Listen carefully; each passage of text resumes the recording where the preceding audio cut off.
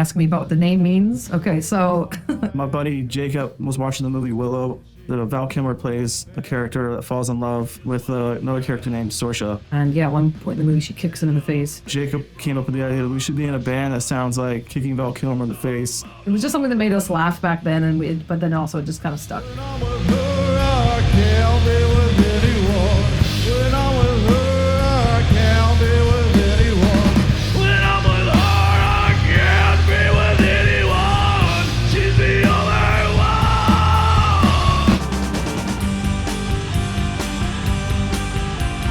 Tonight on Band in Seattle, Sorcia blends stoner rock, sludge metal, and hard rock for a sound so much bigger than what you'd expect from a three-piece. Welcome to Band in Seattle, live from the historic Central Saloon.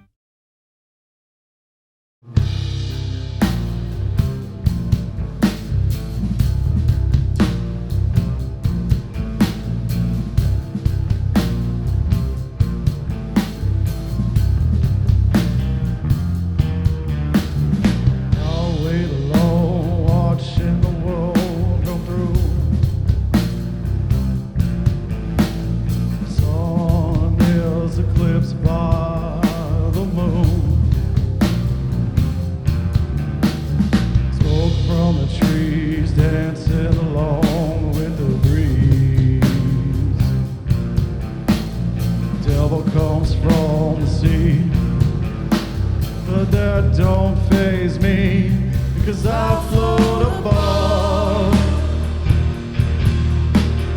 far from the fog below.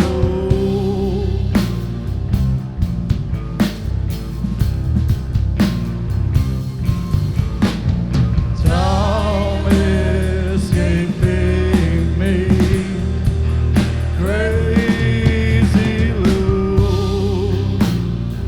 In high school, I had a buddy pick up the guitar, so I picked up the bass first. He split, I got a drummer friend, and it made more sense to jam together with a guitar player and a drummer than a bass player and a drummer. I didn't get into my first real band until I was in high school. There was battles of the bands there, and there was lots of all ages venues all around. Mostly the east side. There was like the Rebin Firehouse and the Ballard Firehouse. These all ages teen venues. That's actually kind of how I met Neil. That's how I met him, was playing shows as kids.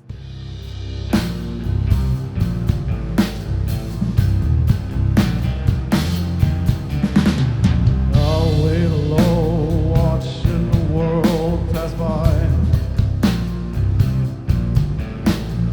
Fire in the distance keeps me high.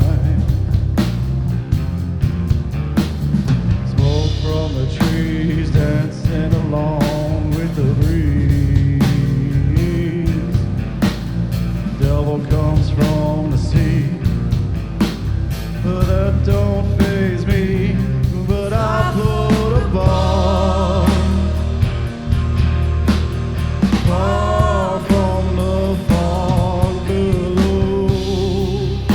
Neil and I met when we were kids, probably 19 years old maybe, both playing in bands in the local, all ages scene. And we just always definitely clicked musically. Like Neil and I always seemed to always be on the same page as far as the sound we were hearing in our heads, and we always bonded on music growing up, and that's part of what made us really good friends, is we melded really well together as musicians and songwriters. For years, because we kind of lived fairly close to one another, for years we were like in passing, like at a party or something, like we should do something together.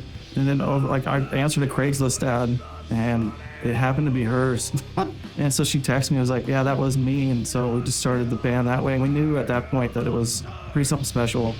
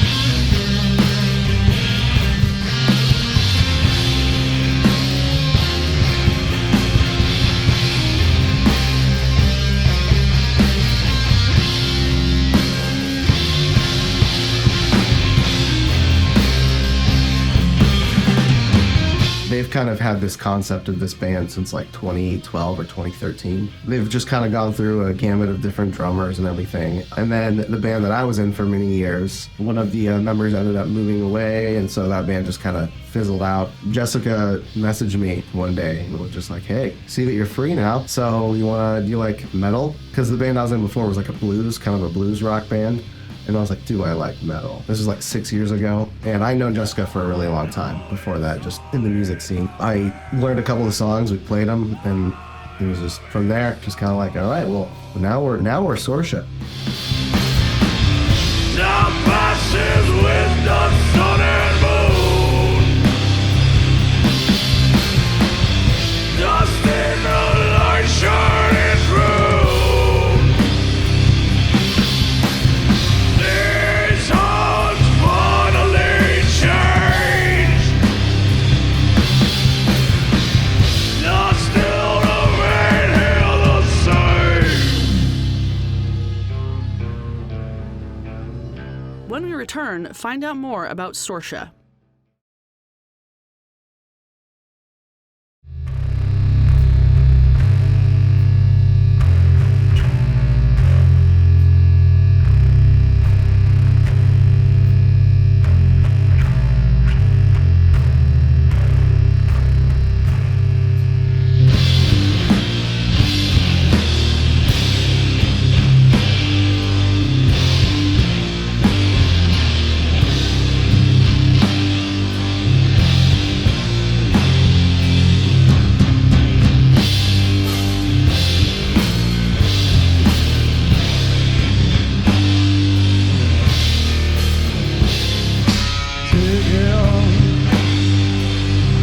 Down to the grave. I don't living, loving me. Yeah. Coffin Nails is about like the final nail in the coffin. At that point, it's too late. You know, everything that led you to that point now sealed up, and kind of have to live with it.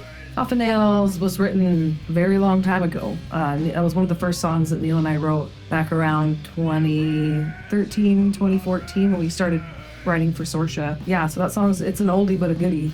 We really enjoyed playing that song live. We think it's one of our best songs in my opinion. You know, we've written a lot of stuff since then, but we always felt like that was a really strong song, and it captures a lot of the, you know, it's kind of a dynamic in this song. The first half of Coffin Nails is kind of slower and sludgier, then the second half of Coffin Nails kind of picks up. Coffin Nails is the first Sorcia song I learned. One of the ones that Jessica sent over to me to learn for my audition. Coffin Nails will always hold a special place in my heart. It seems to be the song that when we're trying to make a set list of what we're gonna play that night, it always makes it in. Coffin Nails is the one mainstay, it seems like, you know? I think it's just, I don't know, the special place in my, hard for me to vote against it. I'm like, you gotta play Coffin Nails at some point. That one's awesome. That one's so fun.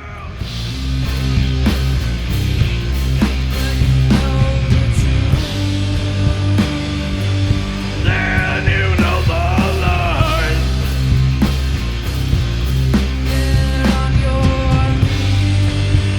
In red to the blood red sky.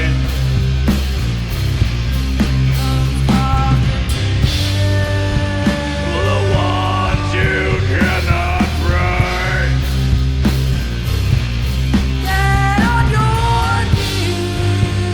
In red to the blood red sky.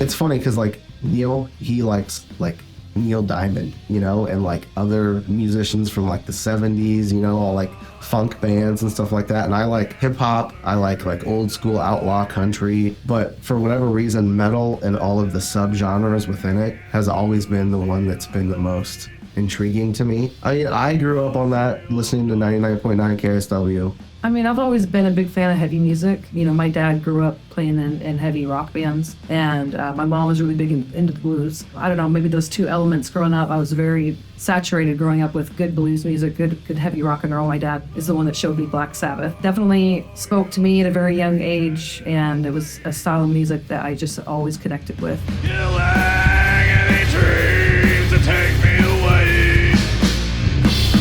Yeah, take me away.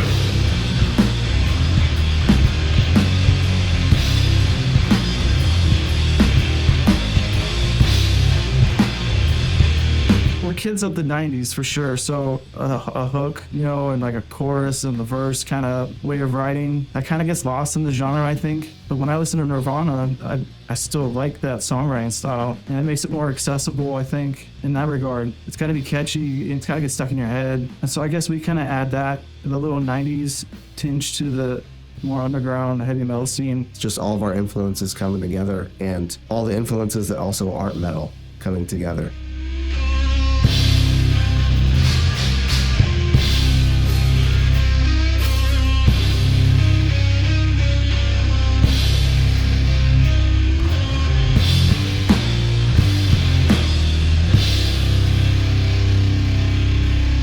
After the break, discover more about Sorcia.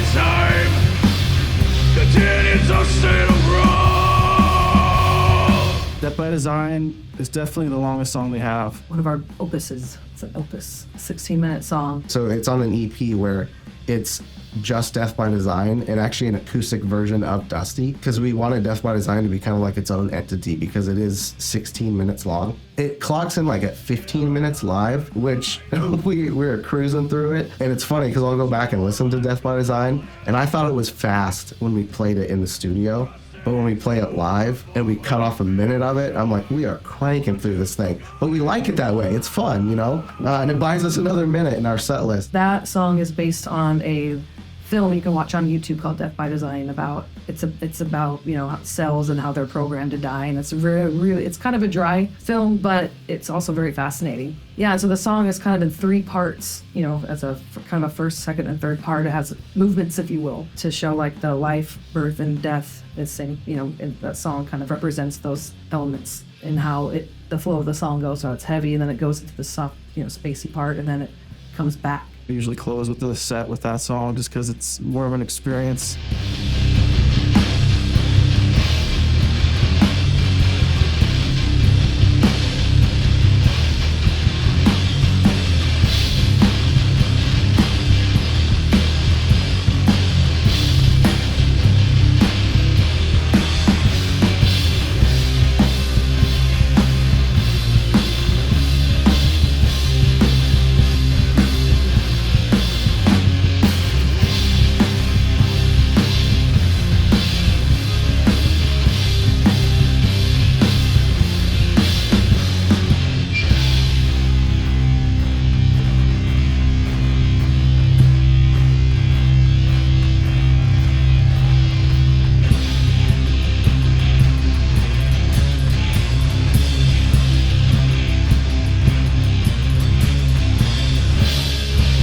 Jessica, awesome, so creative. She's extremely talented. We just gel really easy together. And since she's bass and I'm drums, we're the rhythm section. So it's, as soon as we started jamming and writing music together, it was pretty seamless, it felt like. When Sorcia started, the songwriting process really just was kind of effortless. She's really good at interpreting kind of just the original thought that I had in my head. I don't even really need to explain it. She's really good at just picking up the ball and running with it. Man, her attention to detail it's uncanny.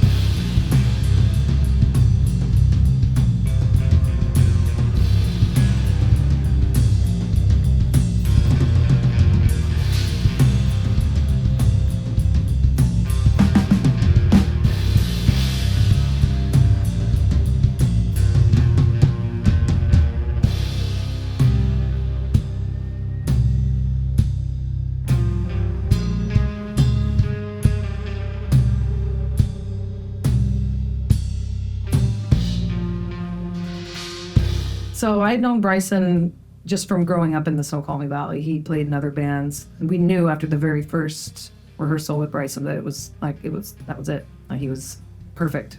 He's like one of the funniest dudes I know. So he makes it easy to be in a band with him, that's for sure. So hearing him jam on our music, that was the first time I saw him play, really. And he picked it up really quick. I don't really need to explain anything to him.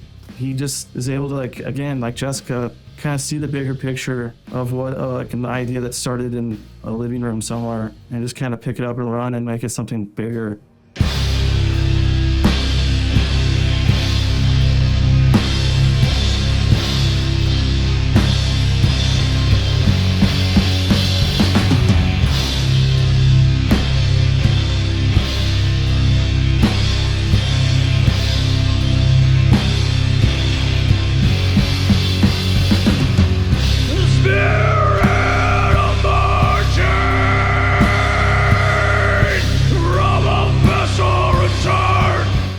Amazing songwriter. He's just like a riff machine. He's always just like, man, I got riffs for the next 20 albums, just ready to go. I think Neil is kind of a freak of nature, personally, because we can go like on a 2-week tour and he'll be screaming every single night and he's totally fine. But yeah, no, he just somehow he does it, and every now and then he'll be hoarse, if he's sick or something like that. But he's pretty, like I said, he's a freak of nature, dude.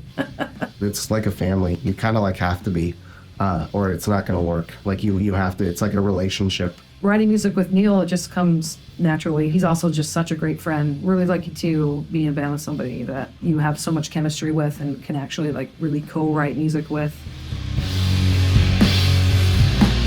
Yeah!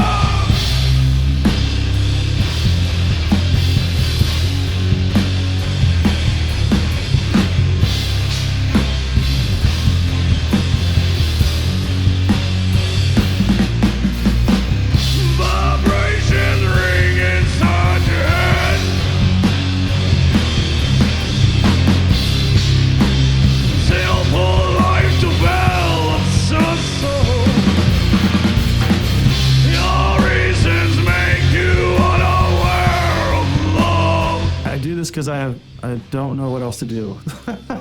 It's a really cool way of expressing yourself without using words. And I've always really dug that about art in general, is you're just kind of grabbing that stuff and it's just, you bring it into reality. Live music is one of my most favorite things in the world. And it's just always been such an important part of my life that I can't imagine my life without it. And I'm just going to keep doing this until I can't do it anymore. It's just such a rush every time. Last year we toured in the desert and it was 111 degrees. And we played one show at 11 o'clock at night in Arizona, and then we played the next day at 2:30 in New Mexico. There's lots of times where I'm like, why am I doing this? I have a wife and a daughter, and I absolutely adore being around them. Why am I here all sweaty, playing in front of strangers and eating as many meat sticks as I can find? And then we play, and I'm like, oh, yeah. That makes sense. That's why we do it.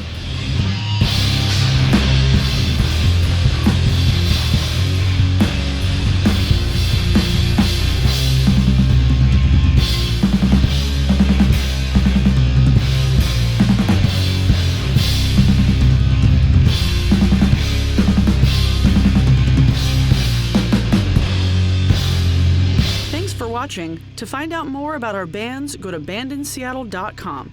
Special thanks to the Central Saloon.